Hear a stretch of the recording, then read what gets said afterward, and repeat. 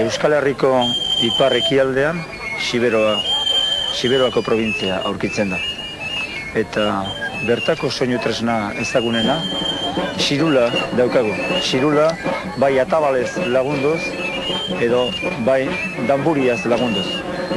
Eta gurekin daukagu Siberoko azken edo orain gaur egun xirulari bezala ibiltzen dana, Jean-Michel Betaxagar, eta berarekin ibiltzen den atabala jotzen, Pierre Ager Gat.